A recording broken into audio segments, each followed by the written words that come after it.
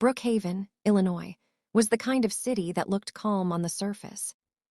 Tree-lined streets, glass office towers, quiet neighborhoods where people believed order existed because uniforms said so. It was a city built on rules, paperwork, and appearances. And on a Wednesday morning in early October, those appearances were about to be shattered. At exactly 6:38 a.m., the underground parking garage beneath the Hamilton residences was almost silent. Only the soft echo of footsteps broke the stillness. Elias Carter, 69 years old, walked alone between rows of luxury vehicles. His pace was steady, unhurried. A man who no longer rushed for anything, not time, not approval, not permission. Elias had lived long enough to understand one simple truth. If you know who you are, you don't need to announce it. He wore a navy blue wool coat, tailored but modest. Beneath it, a pressed white shirt and dark slacks. His silver hair was neatly trimmed, his face lined not with weakness but experience. At the far end of the garage sat his car. A black Rolls-Royce Ghost, polished to a mirror finish, parked in a reserved space marked 47A. Elias stopped for a moment and looked at it. Not with pride. With familiarity. He had bought the car 3 years earlier, not to show wealth, but because it was quiet, comfortable, and built to last, like most things he respected. He pressed the key fob.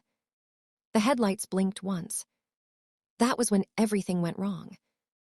A sudden roar of an engine shattered the silence. Tires screeched violently as a police cruiser came flying down the ramp, bouncing slightly before slamming sideways across the lane. The headlights flooded the garage with harsh white light. Elias froze. Before he could turn, the driver's door flew open. "Hey, step away from the vehicle." The voice was sharp, commanding, already convinced. Elias slowly raised his hands. "I'm just getting into my car," he said calmly.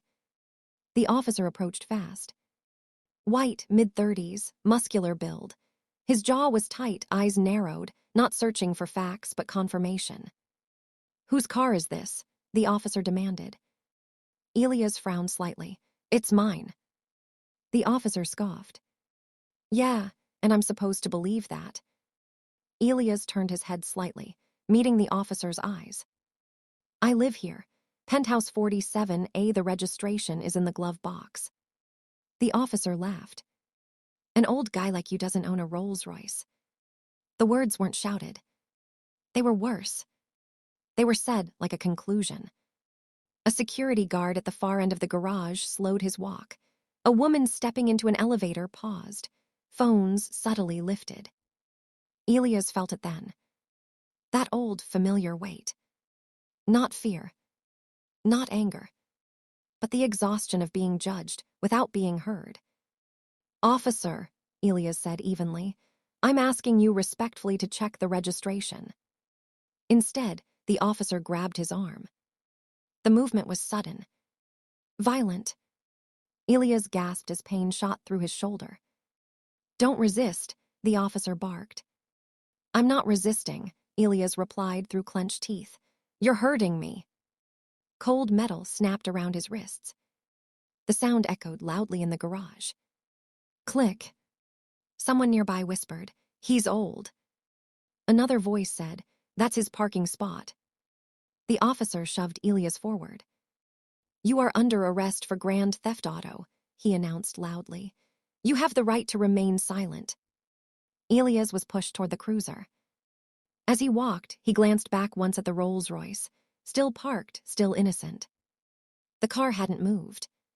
But his life had. Oncoming police car, the station. Brookhaven Police Station was already awake when Elias arrived. The smell of burnt coffee and disinfectant filled the air.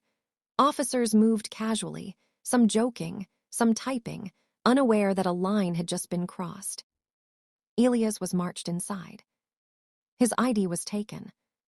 His wallet placed on the counter. The desk officer glanced at the information and hesitated. "This address, Hamilton Residences?" he asked. The arresting officer cut in. "Stolen vehicle, fake registration." The desk officer frowned, but said nothing. Elia's was fingerprinted, photographed, processed. Each step stripped another layer of dignity. He was placed in a holding cell. The door slammed shut. The sound echoed in his chest. Elias sat on the cold metal bench, his wrists aching where the cuffs had bitten into his skin. He stared at the wall across from him. For the first time in decades, he felt truly tired. Not weak. Not defeated. Just deeply, profoundly tired. He asked quietly, "May I make a phone call?" The officer laughed. Later. Hours passed. No one came. No one asked questions. No one checked the registration. Because no one believed there was a mistake. The turning point. At 11:17 a.m., the front doors of the station opened. And the air changed. Conversations stopped mid-sentence. 3 black federal SUVs were visible through the glass. Men and women in dark suits stepped inside, controlled, efficient, unmistakable.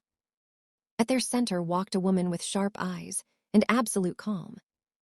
Sophia Carter, Attorney General of the United States. She scanned the room once. Then she saw him. Her father. In a holding cell. Her breath caught. "Who approved this arrest?" she asked quietly. No one answered. "Release him." Keys shook. The cell opened. Elias stood slowly. Sophia stepped forward. "Dad." Elias managed a small smile. "I'm okay." But the damage had already been done. And the reckoning had just begun. Brookhaven Police Station had never felt smaller. The moment Sophia Carter stepped fully inside, the balance of power shifted, not because of who she was, but because of what she represented. Truth, accountability, consequence. She didn't shout. She didn't threaten. She simply stood there. And everyone felt it. The watch commander, Lieutenant Mark Denson, straightened his posture instinctively. 28 years on the force had taught him to recognize moments that rewrote careers. This was one of them. "Ma'am," he said carefully, "there must be some misunderstanding." Sophia turned toward him slowly. "A misunderstanding," she repeated. "Is that what you call arresting a 69-year-old man with valid identification, valid registration, and no stolen vehicle report?" Her voice was level. That was worse than anger. Denson swallowed. "We're reviewing the situation." Sophia's eyes flicked briefly to the holding cell. "My father has been in handcuffs for over 4 hours," she said. "I suggest your review be very fast." She turned toward Elias. "Dad, did they read your rights?" "They did," Elias replied calmly, "after they decided I didn't belong." The sentence landed like a hammer. Several officers looked away. "Movie camera body cams don't lie." "Pull the body cam footage," Sophia said. "Now." No one argued. A technician hurried to the main terminal. Screens lit up across the bullpen. Officers gathered, not out of curiosity, but dread. The video began. The underground garage appeared on screen. Quiet, clean, expensive. Then the cruiser came screaming in. Sophia watched without blinking. The officer's voice echoed through the room. "Where did you steal this car?" A murmur rippled through the station. Elias' calm response played back. "This car belongs to me. The registration is in the glove box." The officer's laugh followed. "An old guy like you doesn't own a Rolls-Royce." Sophia closed her eyes for one brief second. Then came the grab. The twist of Elias' arm. The cuff snapping shut. A sharp intake of breath from someone watching. The video ended. Silence filled the room. Not one officer spoke. Lieutenant Denson cleared his throat. Officer Grant stepped forward. Officer Daniel Grant did. His face had gone pale. I was following procedure," he stammered. "He matched the profile." Sophia's head snapped toward him. "Finish that sentence," she said quietly. Grant hesitated. I thought the car was stolen, he said weakly. Based on what? Sophia asked. Grant opened his mouth. Closed it. Nothing came out. Balance federal jurisdiction. Sophia turned back to the room. Effective immediately, this matter is under federal review, she announced. Civil Rights Division. A murmur broke out. This station will preserve all records, she continued. Every report, every log, every communication. She looked directly at Grant. You are relieved of duty pending investigation. Grant's knees buckled slightly. Two internal affairs officers stepped forward. Badge and weapon, one said. Grant hesitated, then complied. The badge hit the desk with a hollow clink. Elias watched silently. Not with satisfaction. With sadness. Because this wasn't victory. It was necessity. Newspaper the story BREKS. Within hours, the story exploded.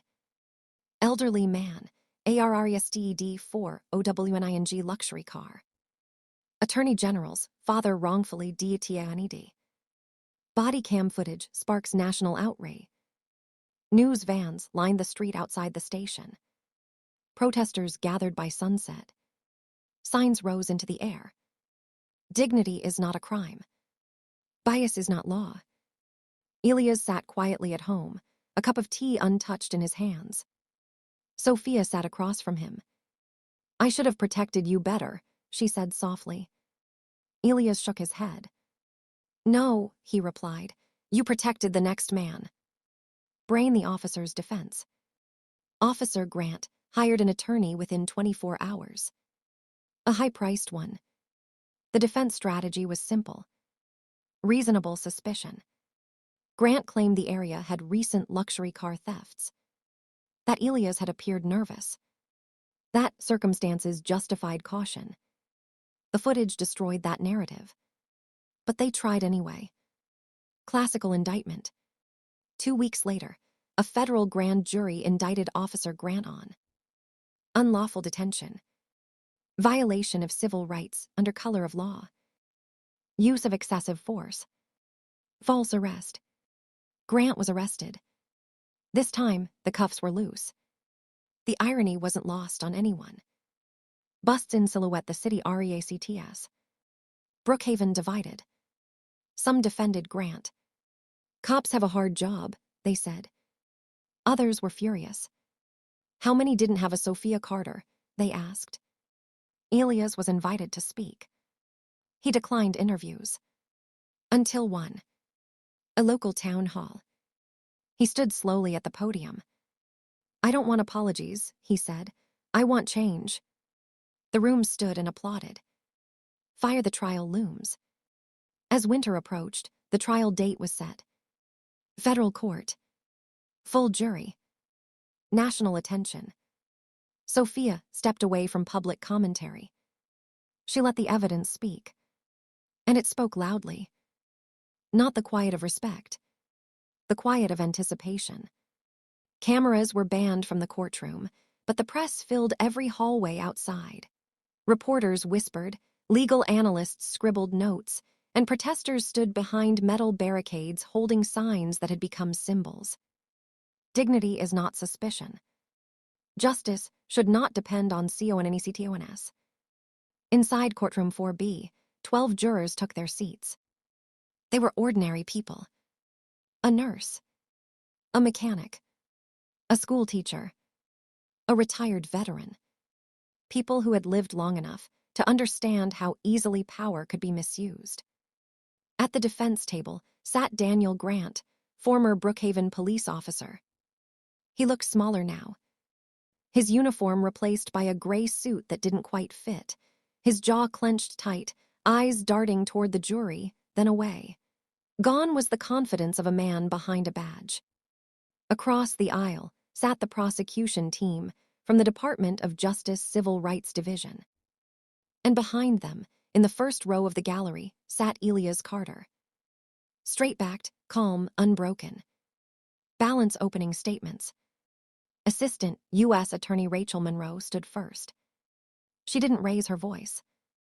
She didn't dramatize. She let facts do the work.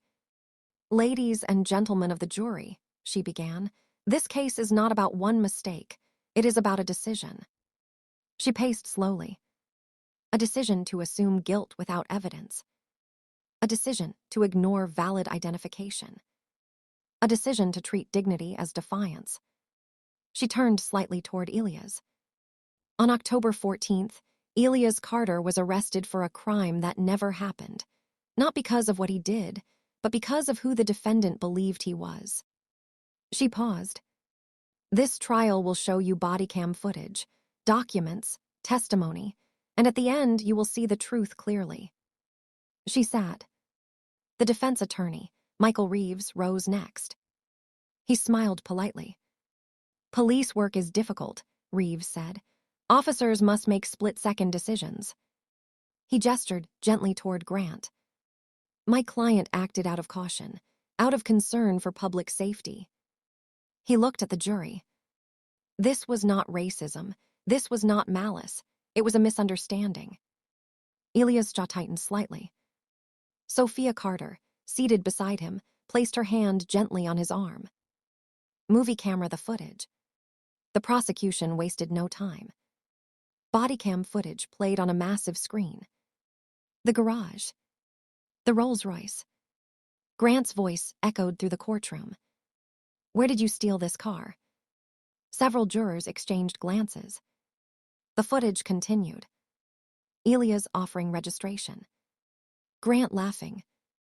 "An old guy like you doesn't own a Rolls-Royce." A woman in the jury swallowed hard. Then the grab.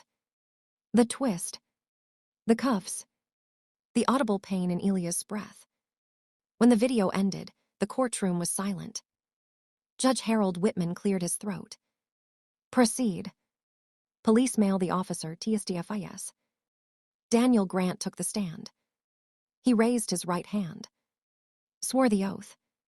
Sat. "Officer Grant," Reeves began, "why did you stop Mr. Carter?" Grant straightened. The area had recent reports of stolen luxury vehicles. Did Mr. Carter act suspiciously? He appeared nervous. The prosecution rose immediately. "Objection," Monroe said. "Speculation." "Sustained," the judge ruled. Monroe approached. "Officer Grant," she asked calmly, "define nervous." Grant hesitated. He paused. "Paused," Monroe repeated, "in his own parking space." "Yes." "Did he run?" "No." "Did he refuse identification?" "No." "Did the vehicle match a stolen report?" "No." Monroe leaned slightly closer. Then what exactly made him suspicious? Grant swallowed. Silence. The courtroom leaned forward. "I believe the car didn't belong to him," Grant said finally. Monroe nodded slowly. "Based on what?" Grant's voice cracked. "Based on how he looked." A gasp rippled through the gallery. The judge banged his gavel. "Order." Monroe stepped back. "No further questions." Old man Elias Carter takes the stand. When Elias stood, the room stood with him. Not by rule. By instinct. He walked to the stand slowly, deliberately. Swore the oath. Sat. "Mr. Carter," Monroe asked softly, "how did you feel when you were arrested?" Elias paused. "I felt invisible," he said. The jurors listened. "I did everything right. I spoke calmly. I offered proof. None of it mattered." He looked at Grant. "I wasn't angry. I was tired. Tired of explaining that I belong." Monroe nodded. "Did you resist arrest?" "No." "Did you threaten the officer?" "No." "What did you want that morning?" Elias smiled faintly. "To go for a drive." No one moved. Firecracker cross-examination fails. The defense tried. "Mr. Carter," Reeves said, "you understand police must be cautious." "I do," Elias replied. "And you understand how your car might attract attention." "Yes." Then isn't it possible Officer Grant made a reasonable mistake? Elias leaned forward slightly. A mistake is forgetting, he said calmly. This was ignoring. The defense sat. Adult balance closing ergomientes. Monroe stood again. This case is about dignity, she said, and about the cost of assuming who belongs. She looked at the jury. If this can happen to him, it can happen to anyone. The defense offered no response strong enough to erase the footage. Fire the jury deliberates. Hours passed. Then days. The nation waited. Elias waited. Grant stared at the table. And finally, the jury returned.